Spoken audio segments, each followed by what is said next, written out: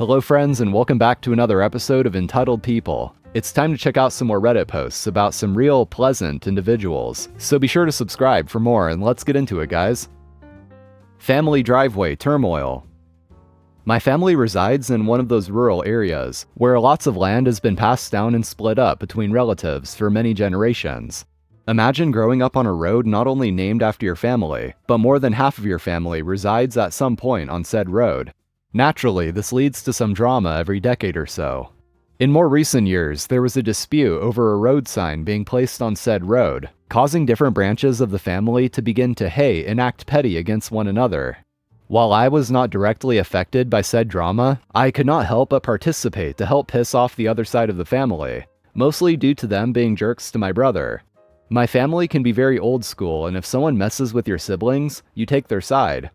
This war went on for years, with family complaining about family to the township, state police, and so on. These complaints came from side A, as we will call it, and my side, side B, really just laughed off their efforts, and tried to antagonize side A through various annoying means, all of which were legal. That is where my part in this story comes along. Our road is half public, half private, with side A living on the public side, and side B living on the private side. Naturally, anything we did would piss off side A, but one thing that really irked them was if I drove over 10 miles per hour on the road. Being a legal road, the speed limit was 25, which was the speed I chose to go. On a dirt road in the summer, you can imagine how much dust rose up, constantly making their houses be surrounded by a dust bomb. Their answer to my fast driving in dust clouds were to pull onto our private road and peel out, spewing rocks and dust and all that.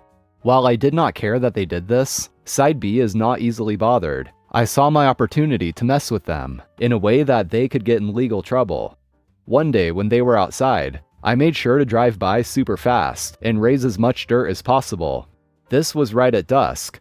Once I hit my part of the driveway, I backed into a small garage and shut my headlights off, and waited. Lo and behold, side A pulls in and backs into our road, and was about to peel out, but I turned on my headlights, blinded them, and blocked them in on our private road, right under our no trespassing signs. Since we live in the middle of the woods, they really had nowhere to go, and were stuck under my mercy.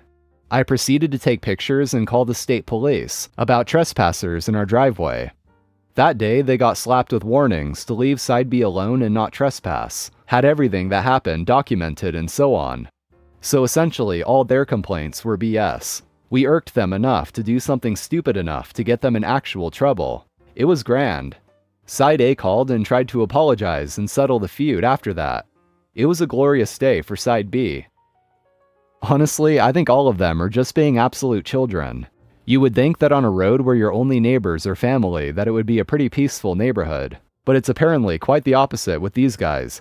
I'm sure a lot of us have known a family at some point that is just like this, where it's just constant and endless drama over the dumbest and pettiest things. Complained to me pretending to be a patient's father? Well, let's involve her parents then. I used to work at a very nice private hospital where the place looked like a hotel. The food was great and the service unrivaled. We were voted best private hospital in the country quite a few times, and all around people were happy and the care was great. The nurses were mostly old school, stern but very passionate about patient care, with no time for anything that stops them from doing their job. My job was to focus on marketing and complaints, and to be honest, I didn't have a lot of work on the complaint side, but every now and again something would come up.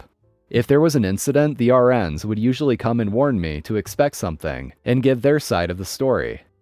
One morning as I got to work, an RN was waiting for me at my door, to update me on an incident the previous night. There was an 18-year-old patient who had a small operation, but was prone to dizziness and fainting. Now, slips and falls are a big thing in hospitals, and these incidents get monitored very closely.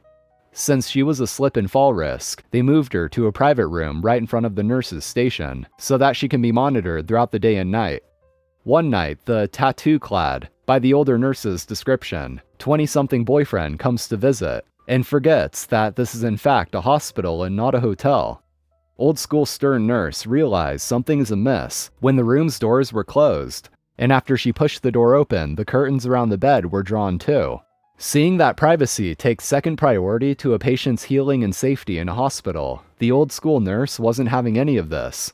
She pulls the curtains open, pulls the boyfriend out of the hospital bed, and gave them both a talking to. The tattoo boyfriend left soon afterwards, apparently furious that his evening was ruined.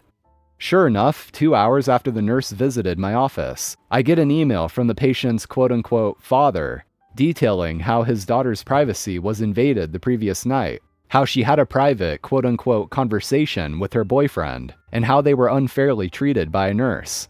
I was surprised that an older gentleman would write an email to a hospital with so many spelling errors and complete lack of punctuation. But the email address, something like tattooguy@gmail, was a total giveaway as to who the real author was. Now, technically, I was just able to reply on the email, detailing our experience inside of the story. However, sharing private patient information on an email to an unconfirmed email address is bound to get me in serious trouble.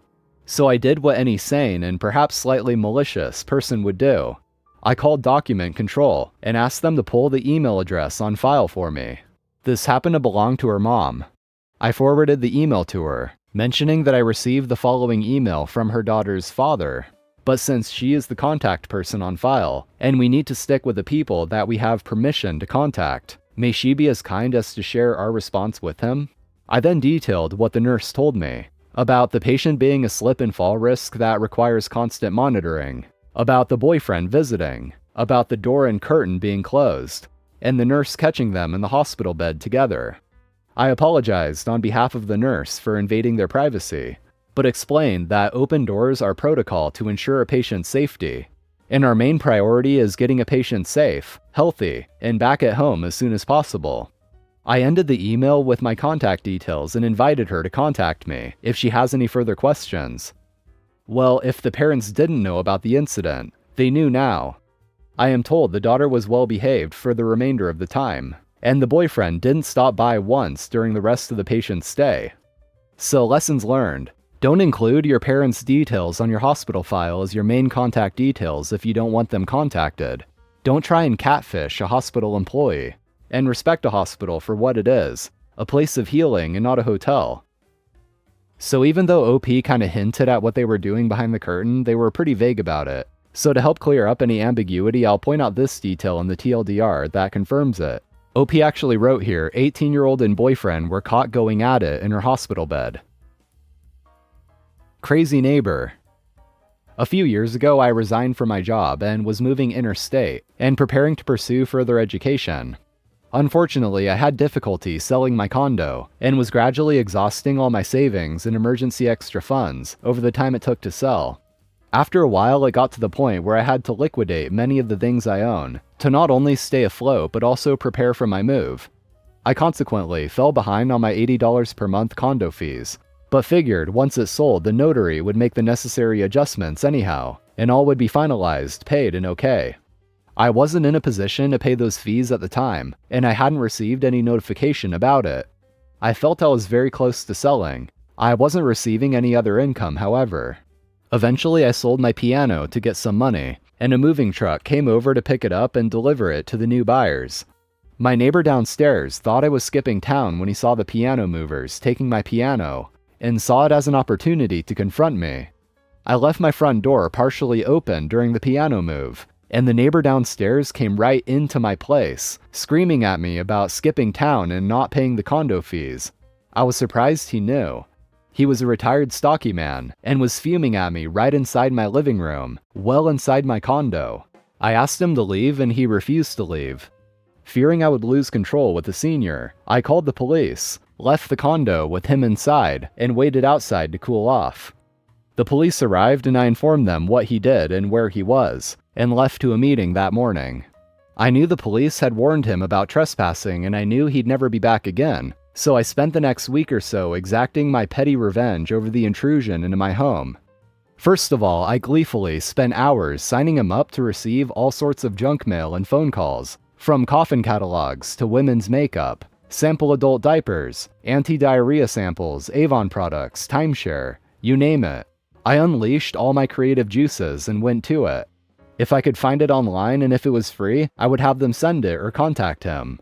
He would have been contacted by phone, by mail, and by email from many different places over the next few weeks at least. Secondly, I turned into an elephant in my condo.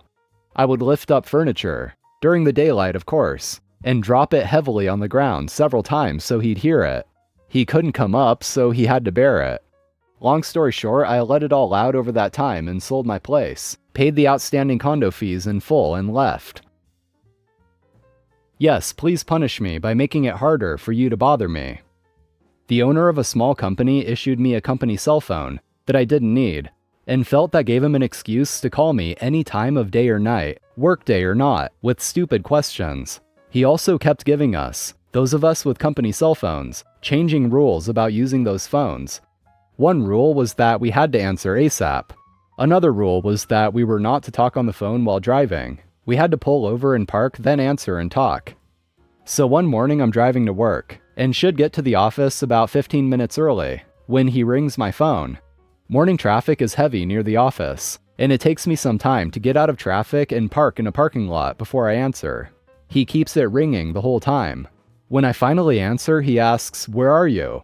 I tell him that I'm about 10 minutes from the office, but I had to stop to answer his call.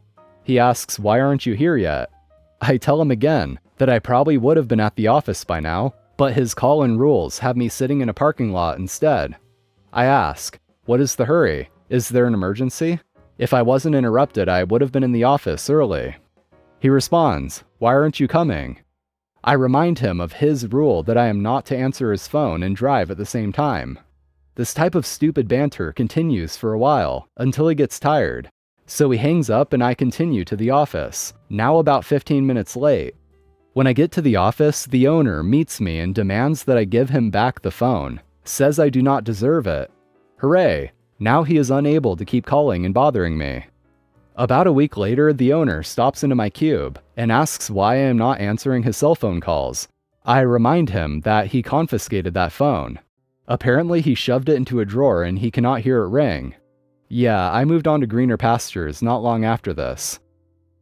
Well, that's it for today, guys. Thank you for watching. Be sure to drop a like, I'd really appreciate it. And also hit that subscribe button for more. So have an awesome day, and I'll see you next time.